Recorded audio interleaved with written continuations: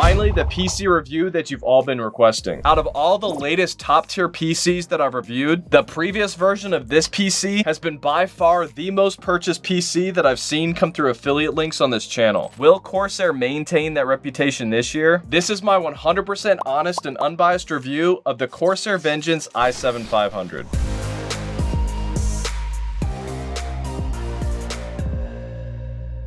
Because this PC usually gets the most sales, I decided to spend exponentially more time on this review by thoroughly testing several versions of this PC with the latest 14th gen i9 and i7 CPUs and 4090 and 4080 GPUs. And as a bonus, a version with the all-new 4080 Super GPU. I'm going to quickly take you through the unboxing and what's included, gaming and creator benchmarks, design and build quality, the internals, thermals, fan noise, overall ease of use, pricing breakdowns and comparing the price to performance ratios against the competition, as well as my overall top likes and dislikes. If you decide against this PC after anything that I say in this video, just keep watching because I'm also going to be sharing with you some alternative PCs that I recommend for every budget. I'll have links down below for all the computers that I mentioned. I guarantee that by the end of this video, you will know if this PC is right for you or not. But if you still have any questions after watching this entire video, just shoot me a comment, and if you're publicly subscribed, I guarantee a personal response. All right, now let's rewind back into the past and check out the unboxing.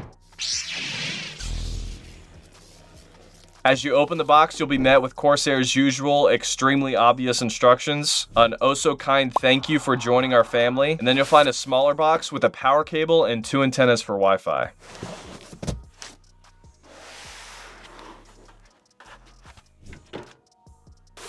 As far as the design goes, I don't mind it, but it is getting a little stale with the same exact style case for the past several versions of this PC. The Corsair Vengeance i8100 that I reviewed is much more appealing to me, with 6 additional LED strips peeking through its sci-fi looking vent holes. I'll be reviewing the new i8200 very soon as well. Those are a bit bigger than the i7500 and offer better cooling and more upgradability. On this i7500, you've also got a removable front grille and a removable dust filter on the top. During intense gaming, you can remove this to allow for better airflow, but definitely put it back when your computer is idle or off so that your internals don't collect dust. Inside, we've got a very similar setup to the i7400. 6 fans total in this chassis. The front 3 are intakes and the back and top are exhaust. These top 2 fans are actually part of our Corsair H100i RGB Elite Liquid Cooling System, which takes heat from our CPU and transfers it up through these tubes in this 240mm radiator where the heat is quickly spread out and then blown out the top. I really wish this was a 360mm 3-fan setup, but that just simply won't fit in this case. The i8200 does have a 360mm. To the right of our CPU, we've got 2 32GB sticks of 6000 MHz DDR5 RAM for a total of 64GB. This is overkill for gaming, but very, very helpful for content creation, or for people that like to have thousands of Chrome tabs open. And the i7-480 configuration comes with 32GB of RAM. Right underneath the CPU, behind this black metal heatsink, is our SSD, which is our main drive that our operating system is installed on. This specific one is a Corsair MP600 Core XT PCIe Gen 4 X4, and with our tests, it got about 5GB per second read and a little over 4GB per second write. This is slightly underwhelming as many of the top tier pre-builds that we test these days have 6 to 7GB per second. Then underneath that, the most significant and most expensive part of this PC, our massive Gigabyte GeForce RTX 4090 GPU. I really like the design of this one, and the size of it makes my FE 4080 blush, which, believe it or not, is the same size as an FE 4090. Hidden behind our GPU is another extra SSD slot for additional storage, and then 2 more underneath the GPU that you can actually access without removing it. We've also got 1 accessible PCIe slot for any expansion cards that you might want to add. The i8200 has 2. Then swinging around to the back and removing the back panel, you can see some pretty intense cable management, 2 additional slots for 2.5-inch SATA SSDs, 2 more bays for 3.5-inch mechanical hard drives, and then at the bottom, a 1000 watt Corsair RM1000E power supply, and 850 watts if you get the i7-480 version. For the ports on the top, we've got a power button, USB-A and USB-C port, a headphone and microphone combo jack, and a restart button. On the back, a flash BIOS button, 2 USB 2.0s, a PS2 port for older keyboards and mice, and an HDMI HDMI and DisplayPort. Then we've got 5 more USB-A's and 1 more USB-C. These bottom two with 10 and 20 gigabits per second, your Wi-Fi antennas, and your audio ports. And then on the back of our GPU, an HDMI and 3 display ports. Now for the software, the only 2 programs that you'll probably ever use that were included are the MSI Center and Corsair's own IQ app. In here, you've got an insane amount of customizations and animations for your RGB. Overall, a pretty decent amount of RGB, but I still think that we could have livened it up a little bit on the bottom half, just a little dark and empty. You can see with the i8100 and the i8200, quite a bit more RGB throughout the case. But back to the software, we've also got some cooling controls with several different fan profiles, depending on if you prefer quiet fans and a hotter PC, or louder fans with an extra cool PC for those of you that do some high intensive gaming. In MSI Center, you can control your XMP profiles and access something called the Creator Genie. This will give your CPU a little boost. And then within the BIOS, there's a lot more that you can fine tune even further if you're one of the more advanced users. Now, when it came to the fan noise, these were my results after testing each of the main fan profiles. In quiet mode, it was just a little over 41 decibels.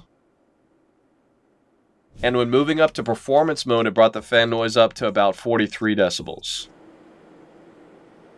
You can see here in this chart that it's just a tad below average, and not surprisingly, the exact same levels as last year's i7-400. Now let's talk about the thermals. You can see in our thermal imaging time-lapse from computer off to full-on gaming that just like most gaming PCs, heat does start to build up against the glass right next to the GPU. Opening up the glass panel reveals in detail what's happening as the side of our 4090 GPU does generate quite a bit of heat. Most of that heat does successfully escape out the back and top exhaust fans, but it definitely would have done a better job if there was more room for a third fan at the top. The majority of my testing was spent in actual gameplay though. These were our CPU temps for several different games at 1080p. You can see that the i9-4090 version was just slightly on the higher end temperature wise when it came to the higher end top tier PCs. The i7-480 and 4080 Super versions were understandably cooler, but even those versions weren't as cool as the top tier i8100 on most of the games, which I guess is now the i8200. And then averaging all 1080p temperature data together on the last 30 PCs that we tested, this gives us an even better overall perspective on how well it stands up against the competition. You don't get more in the middle than this. Almost half of all 4090 PCs we tested had higher temperatures, with the other half having lower temperatures. But overall temperatures for the i7-500 are a bit lower than last year's i7-400. And then averaging all 4K GPU tests, I organized this chart by the GPU because high resolution gaming puts a lot more pressure on the GPU and less on the CPU. Here you can see with this i7-500, we've got the second coolest 4090 GPU that we've ever tested. Second only to the extremely expensive Lamborghini of a PC, the Origin PC Genesis, which actually had a water-cooled 4090. That was definitely one of my favorite PCs to have come through the studio. But yeah, it is pretty encouraging seeing the trend throughout the years with the i7-300, i7-400, and now the i7-500, all incrementally keeping their GPUs cooler and cooler with every new release. Performance and gaming benchmarks. And up next, the most important part of this review, the price to performance ratios. For Cinebench R23, which simulates its 3D rendering power, we got a multi-core score of 35,072 and a single core score of 2,243. Pretty much all rendering software can utilize multiple cores, so that's the most important score out of those two. This was the third PC that I've tested with a 14th Gen i9 that actually had a lower score than its predecessor on this test. It's got to be due with some sort of update from Cinebench, because 14th Gen is faster. Although the 14th Gen i7 configurations of this i7-500 that we tested, those did top the charts in that category. And this actually makes sense because the increased core count of the 14th Gen i7 is actually a much bigger upgrade from 13th Gen than the i9s are. Another very helpful test for you 3D renderers is the V-Ray benchmark. And these were our CUDA RTX and overall V-Ray performance scores for the top tier version. For the GPU scores, we've got a new chart topper. This PC has the absolute best real-time graphics results of any PC that we've ever tested. This is an important score if you're doing a lot of high polygon 3D modeling or real-time viewport rendering and lighting. The overall V-Ray performance score, though, is a CPU-based rendering test that demonstrates how well a PC can handle the more advanced realistic rendering that takes a lot longer to calculate. That score showed the 14th Gen Skytech Eclipse and Corsair Vengeance i8100, and most likely the i8200, which we will be reviewing very soon, it showed those three to be at the top. All the scores in the top 10 here were so close to each other that you creatives out there won't really notice a difference when it comes to full-on 3D rendering. And the last set of benchmarks for creatives before we get into gaming are the Puget Benchmarks. For DaVinci Resolve, we got 3,533, and if you're an editor, this should really excite you because this is the best score that we've ever seen on this test. Even better than the way more expensive Origin PC Genesis that we reviewed. That's impressive. Adobe Premiere, 15,877, which is 10 times higher than any score that we've ever seen. But before you get your hopes up, that's just because they changed the test, which essentially just rewired the way this test works with Premiere. So pretty much every Premiere test we've done so far cannot be fairly compared with it. Same thing with Photoshop.